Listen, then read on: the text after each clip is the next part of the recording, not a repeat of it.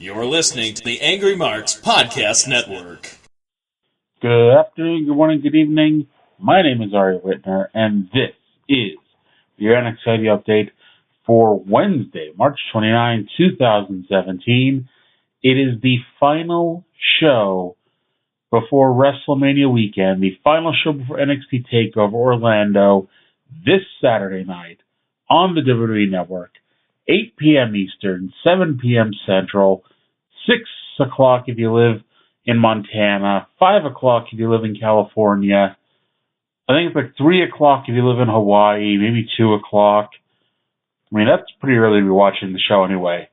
But anyway, let's get on to the final NXT before TakeOver, shall we? We kick things off with a triple threat match with Akam of the Authors of Pain, Johnny Gargano of DIY, and in a special appearance, Dash Wilder of the Revival. Of course, these three men will be part of the triple threat elimination match for the NXT Tag Team titles this Saturday. Everyone's partners and Paul Ellering were at ringside, and for the most part, they just stood by and watched the match like good little people. Dash and Gargano teamed up on Akam early and sent the big man flying to the outside. Dash then encouraged Gargano to do his big suicide dive, but Dash Wilder cannot be trusted. Dash booted Gargano and dropped him, ending all attempts at working together. After a few more minutes of this, the Revival decided it was better to rest, and both men just went to the back and left. Now, a blind man could tell you what happened next, or at least what happened at the finish. But even though the finish was horribly telegraphed here, Akam and Gargano worked really well together, and they worked just long enough to give you just a teeny tiny little bit of doubt that Dash would come back. However, the anticipated finish happened. Akam caught Gargano on a slingshot DDT attempt and dropped him with a snake eyes and then a powerbomb. Before Akam could make the cover, Scott Dawson ran through the crowd and held Akam's leg.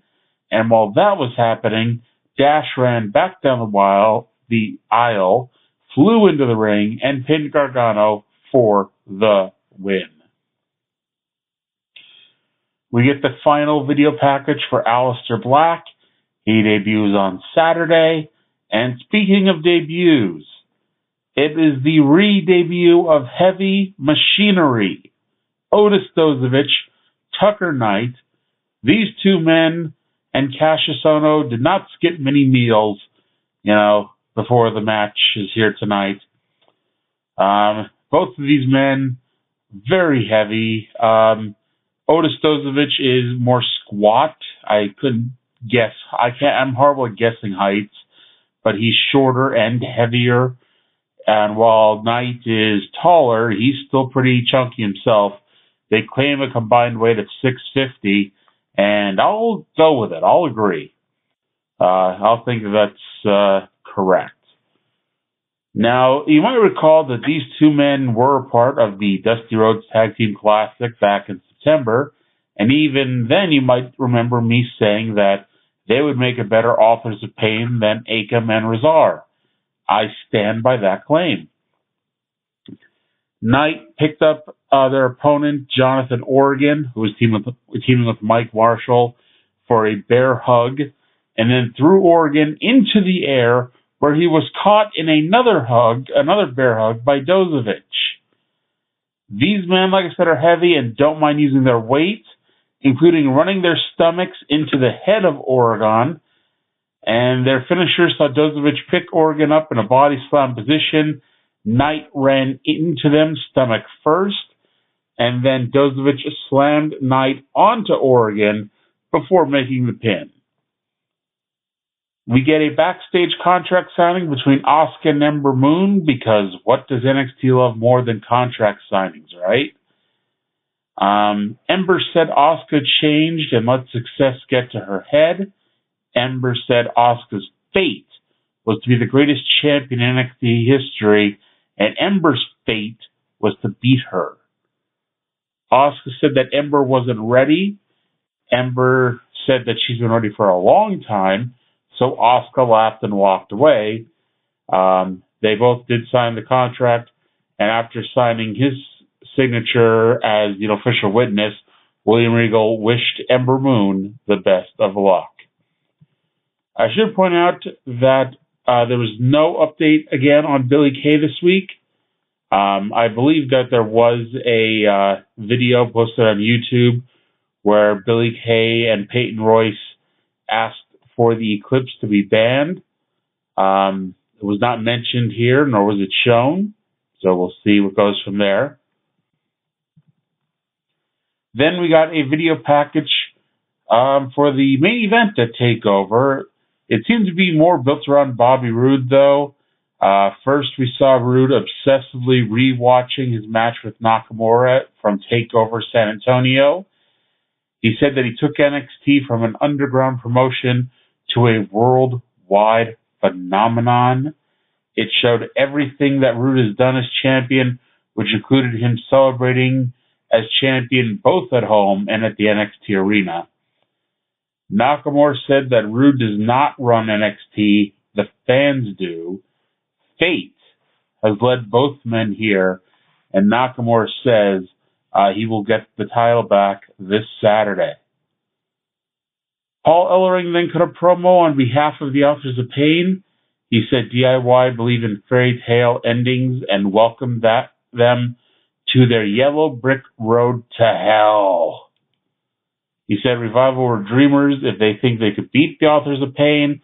And then we got our third straight promo with the mention of fate, as Ellering said it was their fate to win and retain the titles. To give you a quick rundown for this coming Saturday NXT TakeOver Orlando, it is the rematch. Bobby Roode defends the NXT title against the former two-time champion Shinsuke Nakamura. Can Nakamura become a three-time champion, or will NXT continue to be glorious? Asuka has been undefeated for 18 months and has been the NXT Women's Champion for 364 days. Ember Moon has been undefeated since August. One of these ladies are going to lose this Saturday. Who is it going to be? Who will be champion to go into the next 12 months? Authors of Pain, DIY, Revival, a triple threat elimination match for the NXT Tag Team Championship. The Authors of Pain have the distinct advantage because they've yet to lose. They've yet to really be beaten down except the one time the Revival gave them the Shatter Machine. In order to lose their belts, they have to be beaten. Aleister Black debuts against Andrade, CM, Almas, and then just announced an 8-person tag team match playa.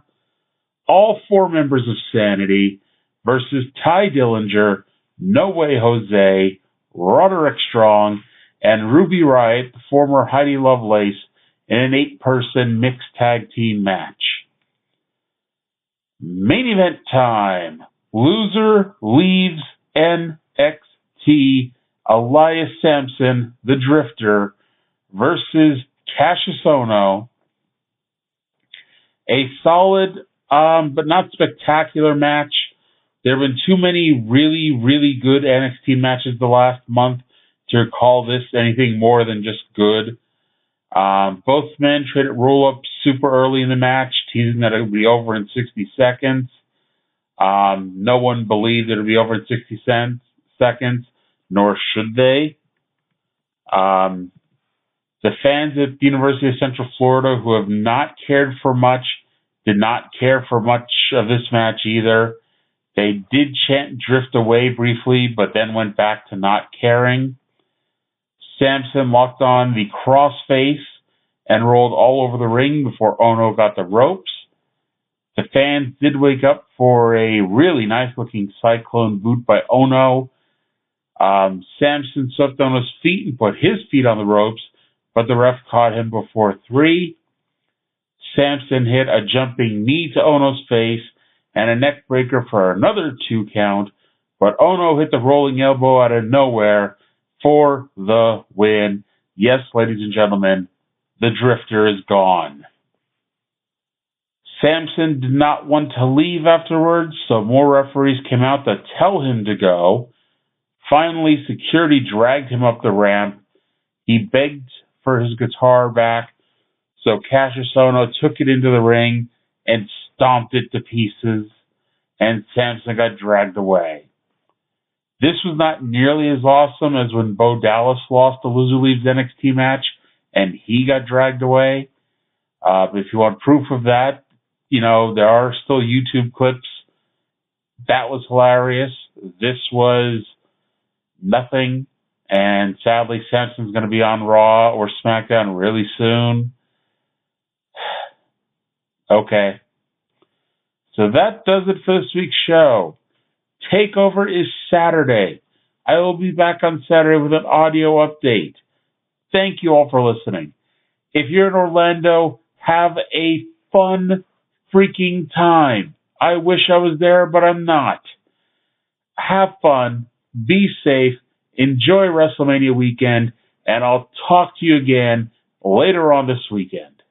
You're listening to the Angry Marks Podcast Network.